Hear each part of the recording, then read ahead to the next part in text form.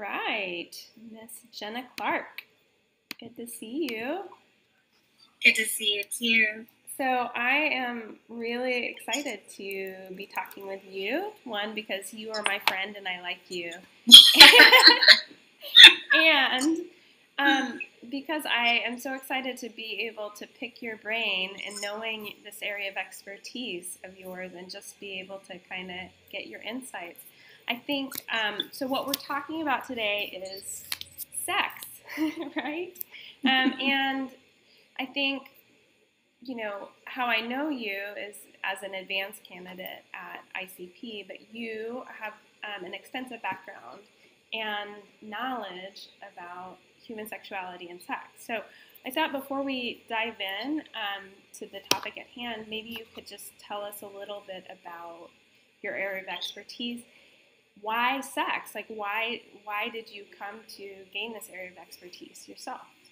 Yeah. Well, I feel like it was in some ways an accident, or maybe inspired by my clinical work. I found right out of grad school that I didn't have a lot of training in working with sexual issues and working with sexuality and working with gender issues. But the clients that I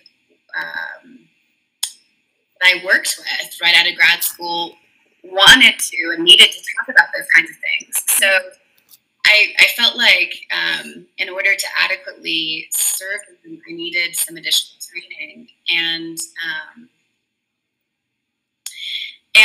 found that most traditional training programs don't talk a lot about sexuality. If you want extra training, you've got to seek it out. And so I did a little postgraduate training at an institute in San Francisco, at the Institute for the Advanced Study of Human Sexuality, and then just found that I was fascinated by sexuality and sexual issues, and so my practice has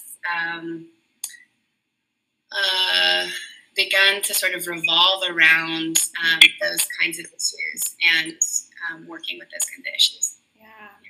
Well, that's great. And I think why I'm excited to talk to you and learn from you is that, and I think wanting to talk about, you know, my newsletter and people who read it are humans mostly, right? But I think what I found in my clinical practice is that when you talk about sex, you have this port key into really understanding someone's emotional world. And that when we talk about sex, it's interesting. It's something we don't talk much about.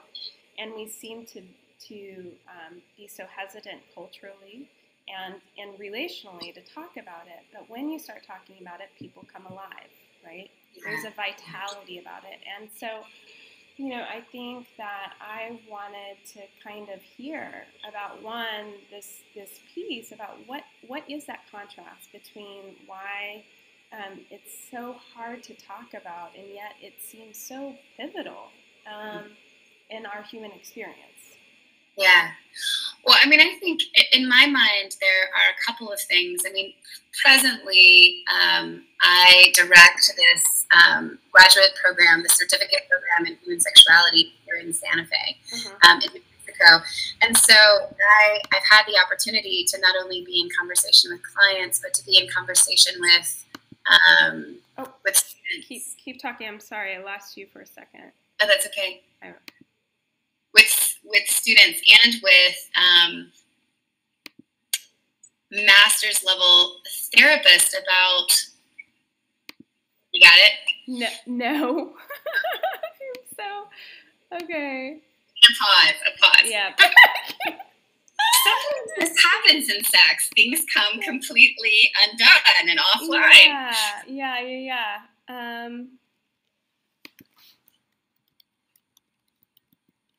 I can't find you.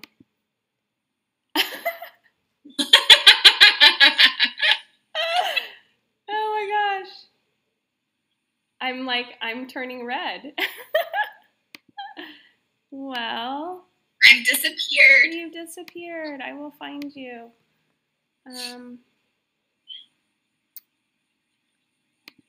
Oh, there you are. Okay, you're back. Okay. So. Let's see. Okay, so I was answering in a long-winded way your question about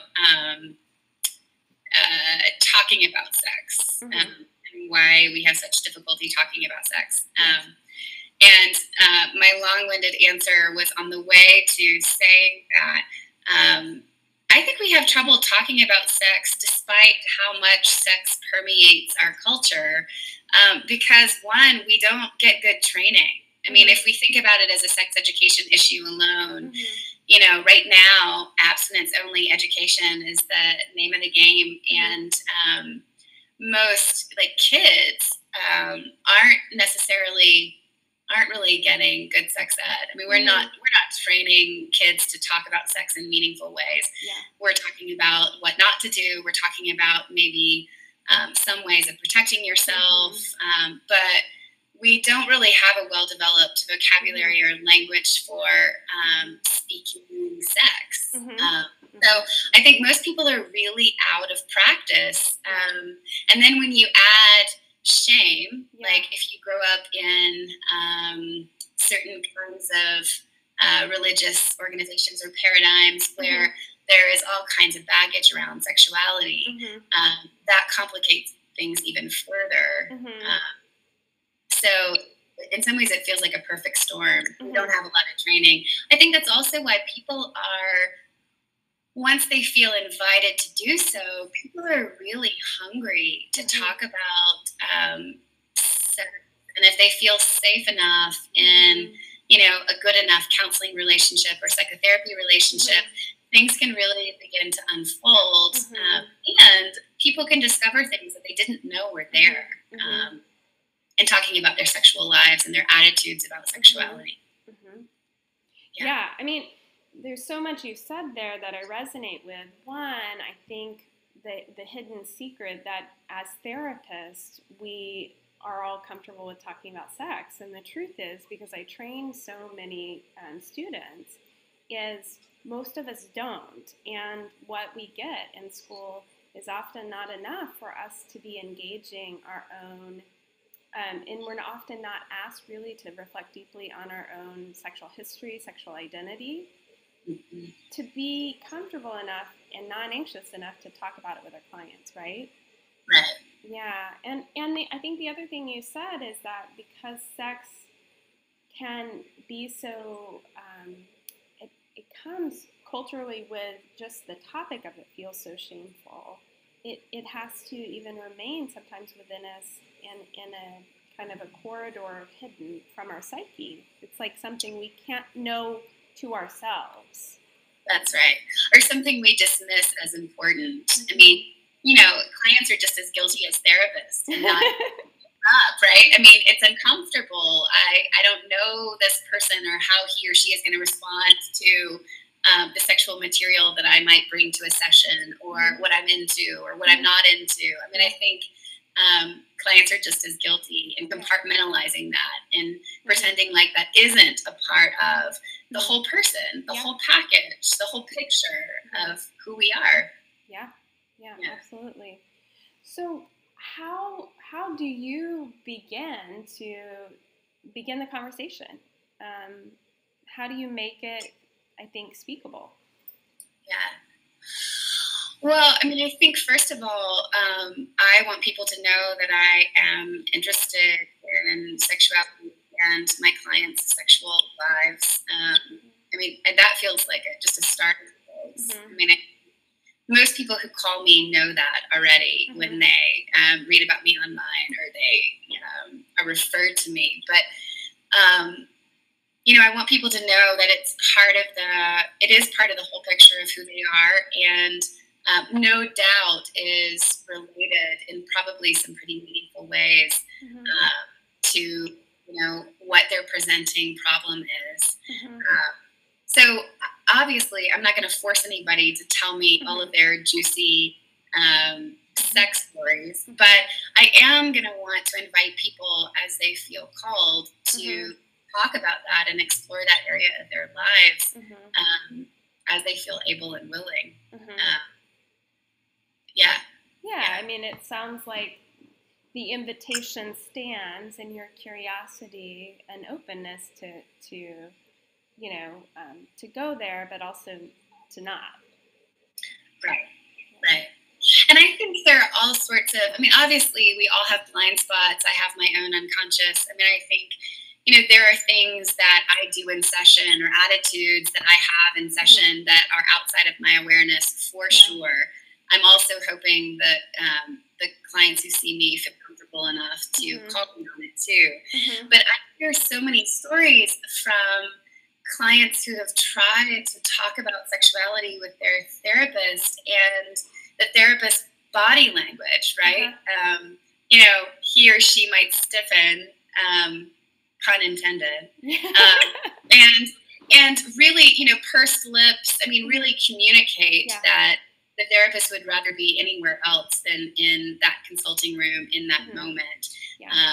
And clients are really intuitive and sensitive, and they know how to read people, and they know how to read when somebody's uncomfortable. And if it's a great therapy relationship, oftentimes, clients are willing to sacrifice that part of psychotherapy in order to continue doing work with a person who can't have sex. Well, I mean, I think you're making a couple different points that I wholeheartedly believe in. I think I think the rigor that to me feels the therapist's responsibility that where we can go, there can our clients go, and where we can't, right? So that the depth of our own reflective process, and I think you said the words therapeutic attitude, right? So this idea of being conscious that we have attitudes about sex, and how do you, maybe you can kind of take us on a little bit of a journey of like, how do you recommend therapists explore their own therapeutic attitudes? Because I think a lot of therapists just aren't even aware, that those kinds of discomforts are being conveyed nonverbally. It can be very unconscious, our beliefs around, especially if we've never talked about it openly, what those beliefs and constrictions can be around sex. Right. Well, I think, the American Association for Sex Educators, Counselors, and Therapists recommend extra training for people who want to do sex therapy. And one of the features of that training that I think is probably just good standard training for all therapists everywhere is something that they call the sexual attitudes reassessment. And essentially what it is a process-oriented but structured training, designed to help therapists bump up against their kind of unknown edges. Because the truth is that all of us would like to think that we have so much room for whatever a client needs to bring. But the other truth is we are also products of this culture. We as therapists grew up with limited opportunities to talk meaningfully about sex. So I think when it comes to sexuality, there really are things that are outside of our awareness, attitudes that we have that we didn't know we have, that come out in all kinds of sneaky ways. And in this particular training, in the sexual attitudes training, essentially, there are all sorts of experiences that happen in that training that allow people to allow therapists to kind of bump up against their edges. One big feature of that training is you're watching sexually explicit material together. You're watching people engaged in sexual activity, people with disabilities, trans folks, gay folks, old folks, and you're having an opportunity to reflect on an embodied response, whether that be arousal or disgust or desire or curiosity. And I think when it comes to sex, that's really what it's about. I mean, it's so much an embodied experience that our feelings and attitudes about it are also, I think, just as embodied.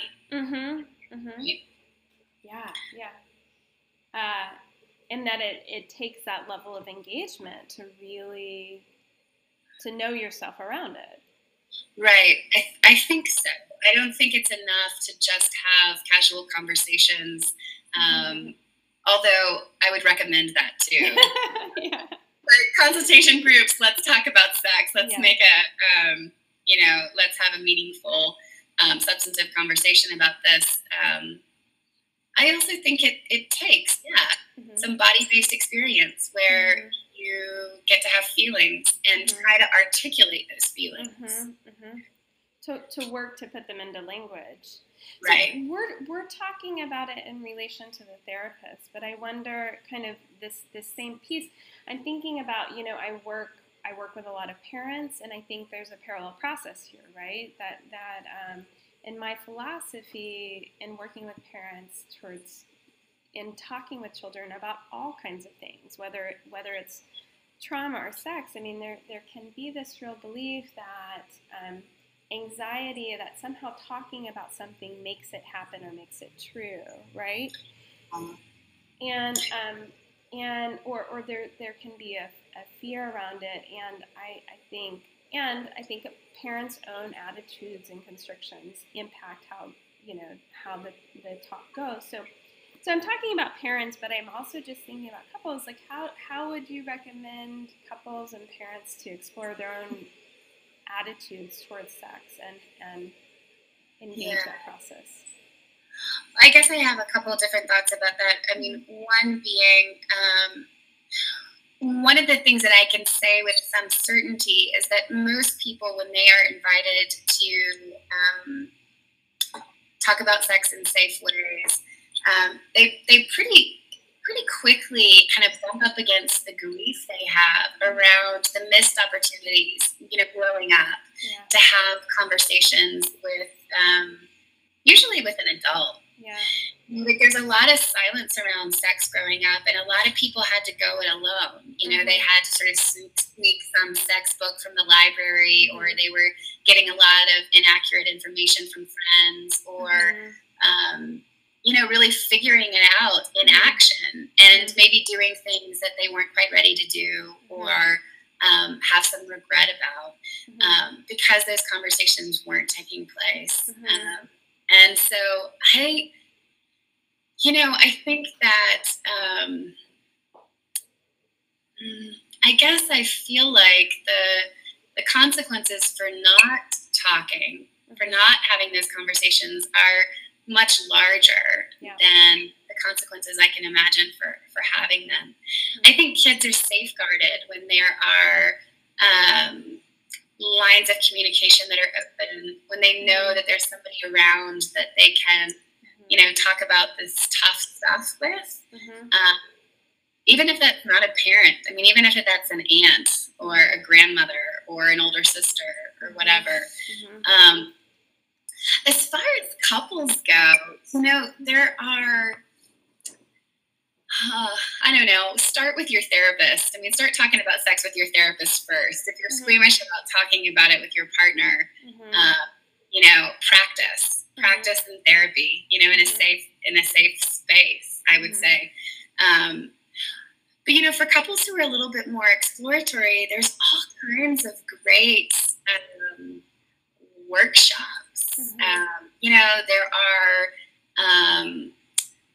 in Albuquerque, we've got a great feminist-run sex-positive sex shop, and they offer, workshops on the weekends for couples who miss kind of basic sex ed, or couples who just want to be better lovers. And,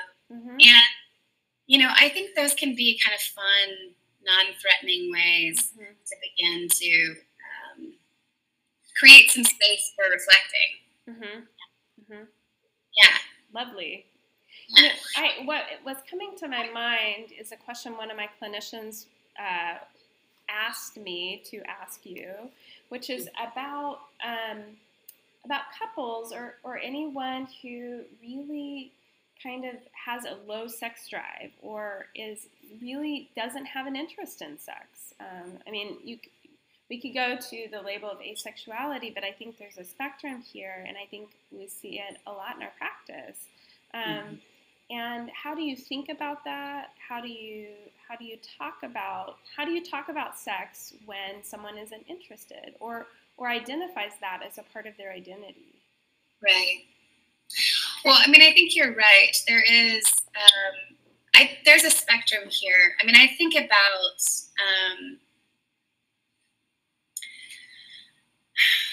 I'm drawing on my own kind of set of beliefs and kind of theoretical orientation. But I think, we come into the world as sexual beings. I mean, we're just hardwired. Like, we live in a body. Bodies typically like pleasure, but that can be interpreted in lots of different ways. And I think, one of the things that Freud, bless him, put on the map is that, kids are sexual. Like, we don't just start having a sexuality at puberty. We have a sexuality lifelong. I mean, birth to death. And I think oftentimes we think of sexuality as defined or as only existing if we have a sexual partner, if we're in a sexual relationship. And the truth is that people have sexuality regardless of whether or not they're currently in a relationship. I mean, we forget that things like watching porn on your own or masturbating or those kind of solo sex practices belong to the realm of sexuality, and they do. So, I think there's a couple of things to consider when we talk about like low sex drive or asexuality, and that's does the person have a sexuality that exists outside of relationship? Is the person engaged in sexual activity and behavior, but just not in the context of a relationship? I think that really points to a clear idea of where the work is. And certainly I've had a couple clients who have a desire discrepancy. Like one person wants to have sex more often than the other. And sometimes that's workable. Sometimes you can help people find that sort of sweet spot in the middle. And sometimes it's not. I mean, sometimes one partner has such a low level of desire that it really forces the couple to make some decisions about priorities in relationship. Is I can live with, or is this somebody I can live without? I loved the language you used there about desire discrepancy, you said, which I think really kind of puts it on a continuum rather than black or white binary. And I think puts it in tension of where the conflict can lie, right? Right. Yeah. Right. It's either kind of a match or a good enough match, or it's not. Right. Yeah. Well, let's see what time it is. What are some things you're currently thinking about? Or I think I have two questions. What are you kind of currently thinking about? But also, what are kind of trends you're seeing within your practice that we can kind of be thinking about or thinking about along with you? That's a great question, because then I just get to play and talk about things that I'm playing.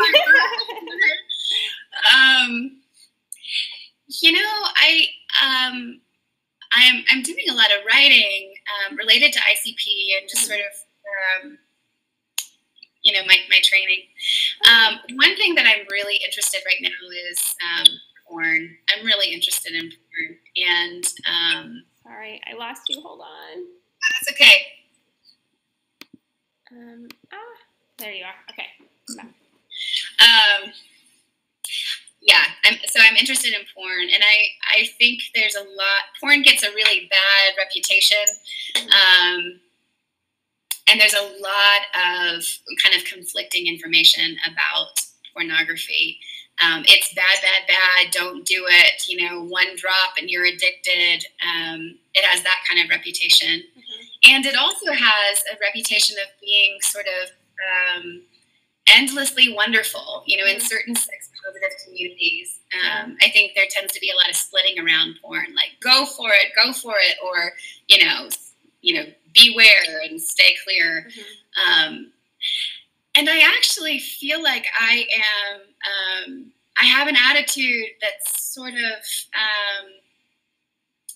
I don't know, it straddles those two camps.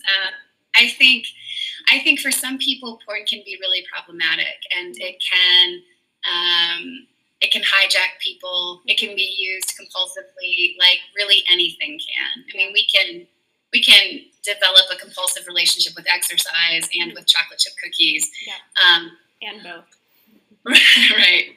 But I also think that there are also some really great things about porn.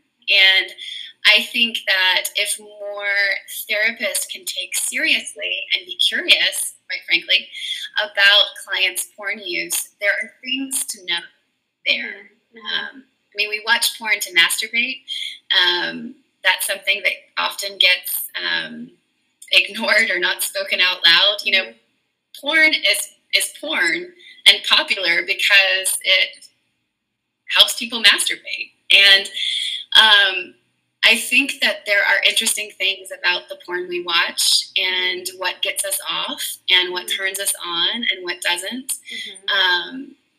And I think for some people, this is what I'm writing about right now, porn can kind of be what Winnicott called a sort of transitional phenomenon, like a place where we can sort of safely engage and discover aspects of our sexuality before bringing it into a relationship with the other. Yeah. It's also a place where we can get stuck too. We can get kind of waylaid there and then don't make it, out of the world of porn and into the world of relationship. But for some folks, I think it can be a real gateway. Yeah. I think what you're talking about is viewing it with more complexity and really engaging the meaning around, not just the meaning of porn as kind of a static object, but in relation to the person, right? I mean, that really, really thinking about the relationship in the context of that dyad, Yeah, that's right. One thing that I just gave a paper actually in California about this a couple months ago, and one thing I said was, when you start looking at porn, you start realizing that it has a bad case of what we used to call multiple personality disorder, because porn is so many things. It's not just one thing. And I think sometimes in mental health, when we talk about pornography, we just imagine one thing. And it is many things. People use it in many, many different ways. There is a complexity that I think gets undervalued. Yeah. Fascinating. Yeah. I will say this. This is one other thing that I'm interested in that I also think is kind of hot right now, and that is polyamory. That's... if it's hot in Santa Fe, then I'm sure it's hot in California. Right. But, people are really experimenting with non-monogamy, with what it's like to have open relationships, what it's like to have primary and secondary partners. And I think it's one way that the culture is responding to marriage and divorce. It's really hard to make a relationship last. And I think people are really trying to figure out how to keep desire alive in a long-term relationship, how to have both novelty and familiarity. And I think one way people are playing around with that is with non-monogamy and experimenting with polyamory. Yeah. Well, I mean, I think you're bringing up a good point, and I have a feeling that we might have a round 2 of this at some point, because this conversation has been so interesting. But one of the things you're talking about, I think, I work so much in the field of attachment. I think, in the last 15, 20 years, I think attachment has informed so much about how we think about relating and connection. And I think about Stephen Mitchell's Can Love Last and the idea and role of desire, pleasure, passion, and that equilibrium in relationships. And I think that's why I got so excited and passionate about talking about sex, is that vitality, right? Life force, and the importance of that, not to the exclusion of stability, but the importance of it, right? To being, having a life-giving and vital relationship. And sex is at the helm of that, isn't it? And just, and I think so. You really kind of we're looking at the ways that's mitigated, right, in culture through things like polyamory. That's really interesting thought. Yeah. Well, I don't want to take up too much of your time, but it has been such a pleasure. Any final thoughts or anything like that? I don't think so. It's been great to get to talk about some of the things that I love and I'm interested in. So thanks for interviewing me. Yeah, absolutely. And how can people keep up with you? So, I know you're an extraordinary writer. I have so enjoyed listening to your, you present papers. Where are you presenting next? Where can people get a hold of your ideas and you? Thanks. I have a website that's under construction, but at some point in time, you can access. You can follow me at www.ginnaclark.com. I am speaking next, actually, at a conference that you are also speaking. Oh, I am. So I will be in Australia at the International Association for Relational Psychoanalysis conference, and I'm going to be talking about ways of thinking about perversion in scare quotes, what we used to call perversion. So new ways of thinking about that. That's my next speaking engagement. Sounds enticing. All right. I think it will be. It will be. All right, Ginna, it was a pleasure talking to you. We'll see you. Thanks, Michelle. Bye.